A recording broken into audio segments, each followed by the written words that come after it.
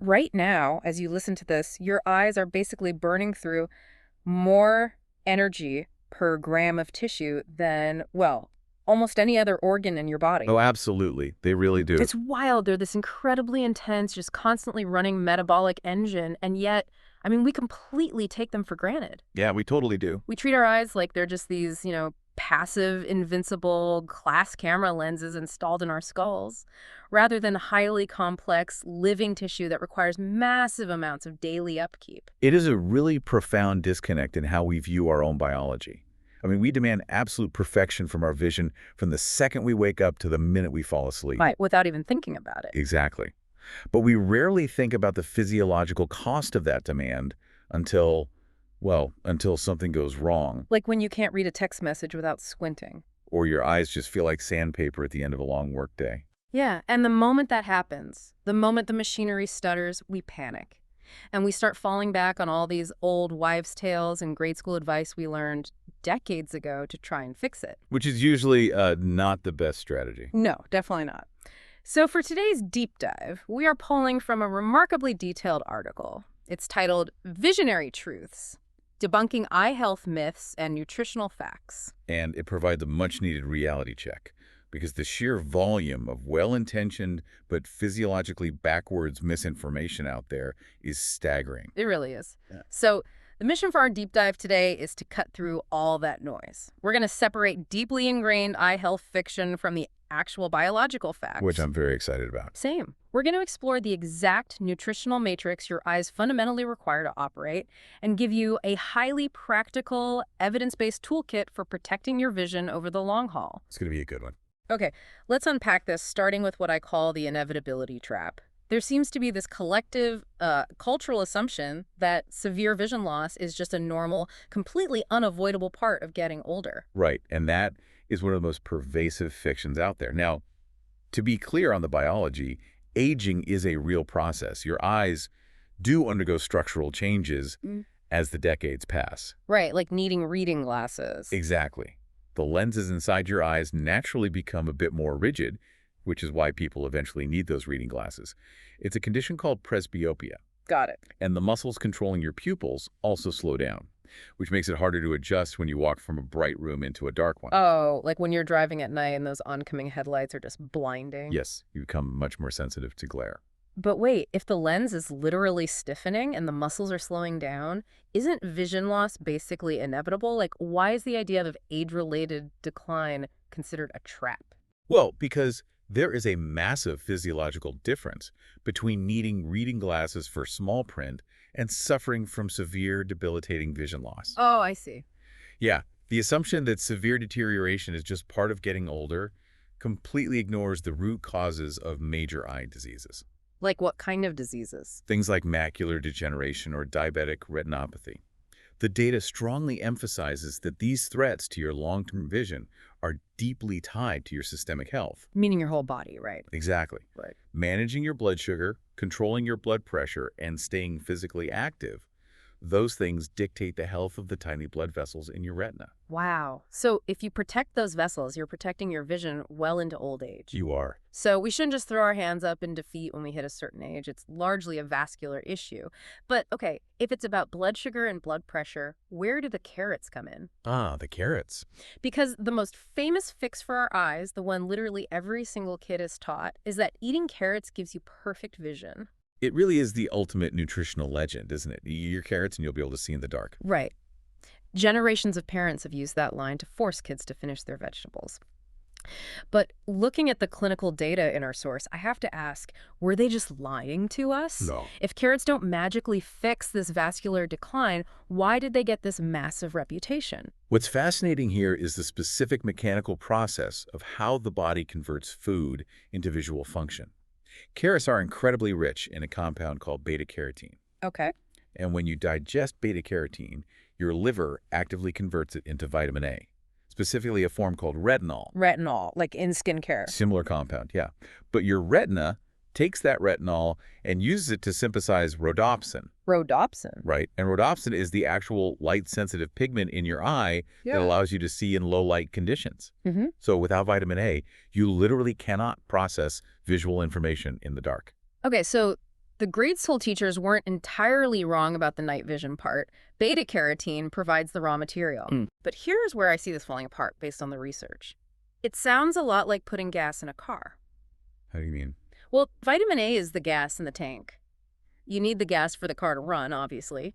But once that gas tank is full, standing there at the station and pumping more and more gas onto the pavement, or in this case, eating 3 pounds of carrots a day, isn't going to make the car drive any faster. That is a perfect analogy. That is the exact limiting factor. Your body tightly regulates this process. So more isn't better.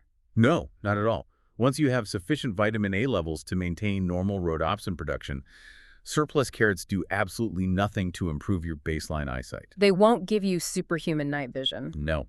Yeah. And they definitely won't cure an existing refractive error that requires glasses. Man. And more importantly, relying on a full tank of gas doesn't mean the rest of the engine is fine. Exactly. If internal nutrition is way more complex than just loading up on one vegetable, let's look at the broader nutritional matrix. The research outlines a massive list of requirements. It does. It takes a lot to keep the eyes healthy. Yeah, it lists vitamin C, vitamin E, zinc, selenium, lutein, zeaxanthin, and various plant antioxidants. And relying on a single vegetable completely starves the eye of that necessary broader matrix. Each of those compounds performs a different, highly specialized job in maintaining the tissue, which I'm sure we'll dig into shortly. We definitely will. But, well, before we look at how to build the eye up, let's look at how we are actively breaking it down. Okay, shifting gears. Yeah, because if carrots don't guarantee perfect vision, what about external stressors? Like, does staring at a screen for 10 hours a day guarantee that we're going to go blind? Right. Because there is a massive cultural panic right now that our smartphones are literally destroying our retinas. Yeah, that panic is everywhere. But the belief that normal screen use causes permanent physical damage to healthy eye tissue is classified in the research as mostly fiction. Oh, thank God. Right, you are not physically burning a hole in your retina just by looking at a spreadsheet on a monitor. That is a huge relief. But, I mean, it also feels slightly contradictory, because anyone who works in a modern office knows the physical toll screens take. Oh, for sure. It hurts. The data lists out dry eyes, severe eye fatigue, blurry vision, and tension headaches. So if I'm not permanently damaging my eye, why does it feel like my eyes are basically on fire at 5 p.m.? Because of mechanical digital eye strain, which operates on two separate fronts. Okay, what's the first one? First, there is the tear film. When humans engage in normal, relaxed conversation, we blink about 15 to 20 times a minute. Okay. But when you intensely focus your cognitive attention on a backlit digital screen, your blink rate plummets to maybe 4 or 5 times a minute. Wait, really? You just stop blinking without realizing it? You do. It's totally subconscious. And blinking is the physical mechanism that spreads a lubricating layer of tears across the surface of the eye. Oh, I see where this is going. Yeah. When you stare unblinking at a monitor, that tear film rapidly evaporates. The surface of the eye actually dries out, causing that burning, gritty sensation. Ouch. And what's the second front? The fatigue part. That is muscular. So, to keep your eyes focused on a fixed point 2 feet away from your face for hours on end, the tiny ciliary muscles inside your eyes have to remain continuously flexed. Like holding a plank. Exactly. They are essentially holding a static contraction. Eventually, just like holding a heavy weight at arm's length, those muscles spasm and fatigue. And that causes the blurry vision and the headaches. Exactly. So basically, I am giving my eyes a severe muscle cramp and evaporating their protective coating, but I am not fundamentally destroying the organ itself. Correct. It is a temporary strain, not permanent damage. Okay, but wait. If my eye doctor is checking things I can't even feel, what about the tools I'm using at home to try and stop this strain? Like what? Well, whenever I bring up digital fatigue, people immediately point to blue light glasses. I see people wearing them everywhere. Oh, yes. The blue light glasses. Are those glasses actually doing anything to protect my optic nerve or stop this muscle fatigue? Well, the clinical consensus on blue light glasses is quite grounding. They are designed to filter out specific wavelengths of light, right? Right. For some individuals, this reduction in blue light can decrease glare and improve subjective contrast on the screen, which, might make their eyes feel slightly more comfortable over a long workday. But comfort is not the same thing as medical protection. This raises an important question about how we fundamentally evaluate our own wellness. How so? The data is clear. Blue light glasses do not improve your physiological eyesight. And they certainly do not prevent age-related structural vision changes. Because they're just a filter. Right. They won't stop you from blinking less, and they won't stop your ciliary muscles from fatiguing. They are purely a comfort tool. Wow. Using them to gauge your eye health is as misleading as another major fiction, which is the idea that if you can see clearly, your eyes must be perfectly healthy. Man, I think we all do that. We use our visual sharpness, like our ability to read the bottom line on an eye chart or read a street sign from down the block, as the ultimate metric of whether our eyes are okay. And that metric is incredibly dangerous Why? because some of the most severe conditions like glaucoma or early-stage diabetic retinopathy developed gradually and completely painlessly. Painless. Yes. Glaucoma, for instance, slowly damages the optic nerve and degrades your peripheral vision so subtly that your brain actually fills in the missing visual gaps. Are you serious? The brain just photoshops the missing pieces. Basically, yes. You might retain perfect 20/20 central vision while the underlying health of the organ is silently deteriorating. Which is why a comprehensive eye exam involves so much bizarre machinery. I mean, they aren't just checking if you need a new prescription for glasses. No, not at all. They're shining lights in there to evaluate the retina. They're measuring the internal fluid pressure of the eye to check for that glaucoma. And they're literally looking at the tiny blood vessels to check for systemic disease. They are looking under the hood. Exactly. And you cannot self-diagnose the pressure inside your eyeball by seeing how well you can read a text message. Clear vision does not equal internal health. Okay, so if I can't feel the damage happening because clear vision is an illusion, and I can't fix it with a carrot or a pair of blue light glasses, how do I actually protect this machinery? To protect it, you have to truly respect the metabolic engine we mentioned at the start of the deep dive. Yeah. Your eyes are constantly battling a barrage of daily stressors. Like what? Well, they're absorbing and filtering intense ultraviolet radiation from sunlight. They're coping with environmental pollutants in the air. And they're constantly processing light into electrical signals for the brain. That sounds exhausting. It is. That constant processing generates a massive amount of metabolic waste, specifically in the form of oxidative stress. Okay, let's break that down for a second, because oxidative stress sounds like a wellness buzzword. What does that actually mean for the physical tissue of the eye? Think of oxidative stress like rust on a car. When your eyes process light and consume oxygen to fuel their intense activity, they create metabolic exhaust. Unstable molecules called free radicals. Oh, I've heard of free radicals. Right, and these free radicals bounce around and literally damage the cellular structure of your eye, much like rust corroding metal. So to stop the rust, you need rust proofing. Exactly. And in the human body, rust proofing comes in the form of antioxidants. So let's look at that rust proofing matrix the research mentioned earlier. What are these specific nutrients doing in the trenches? Well, they each have a distinct jurisdiction. Vitamin C, for example, is a highly concentrated antioxidant found in the aqueous fluid of the eye.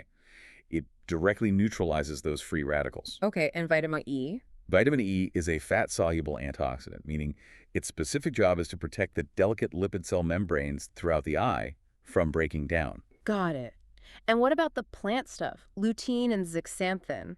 Those act almost like internal sunglasses.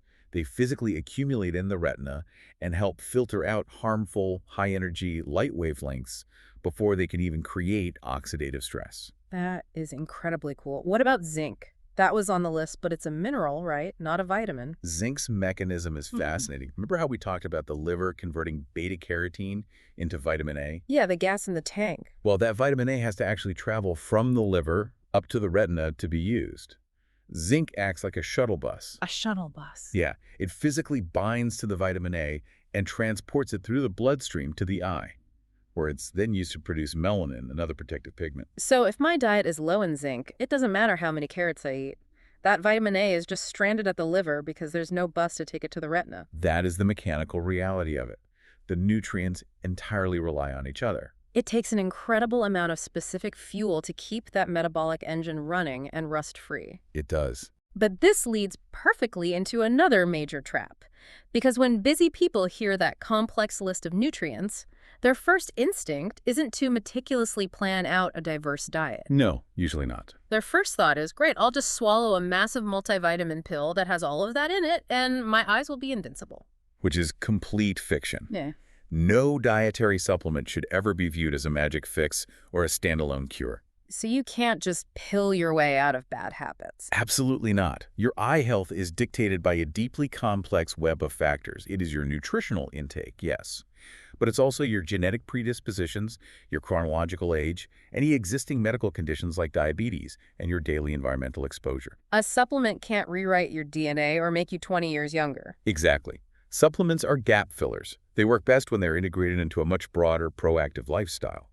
They cannot replace the complex synergistic nutrients you get from whole foods, and they certainly cannot replace professional medical care. But, I mean, the data also acknowledges a frustrating reality. Eating a perfectly balanced, vibrant, nutrient-dense diet every single day is incredibly difficult. Oh, it's very hard. People have demanding jobs, busy schedules, and varying access to fresh produce. Getting optimal amounts of vitamin E, lutein, and zinc purely through meals requires serious consistency. It really does. And that is where the source introduces the concept of targeted supplementation, specifically analyzing a formula called Visium Plus. Right. Visium Plus is presented as a practical option for individuals who struggle to hit those nutritional benchmarks daily. So it's a convenience thing. Essentially, yes. Yeah. Instead of having to buy a dozen individual bottles of specific vitamins and minerals, it offers a broad-spectrum, comprehensive formula.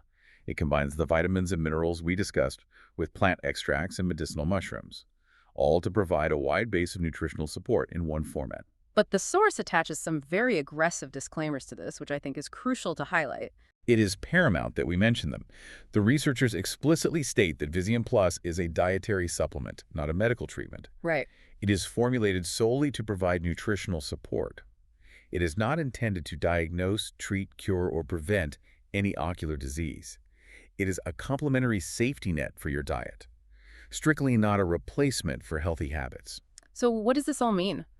It means if your daily reality involves working 10-hour days and eating takeout 3 nights a week because you are just exhausted, a comprehensive supplement might help ensure your eye has the basic materials it needs to fight off that rest. Right, it fills the gaps. But you can't just swallow a capsule, stare at a bright monitor for 14 hours without blinking, and expect your eyes to be perfectly healthy. Exactly. The supplement provides the raw materials, but you still have to operate the machinery correctly, which is why we need to move from just what we consume to how we physically behave on a daily basis.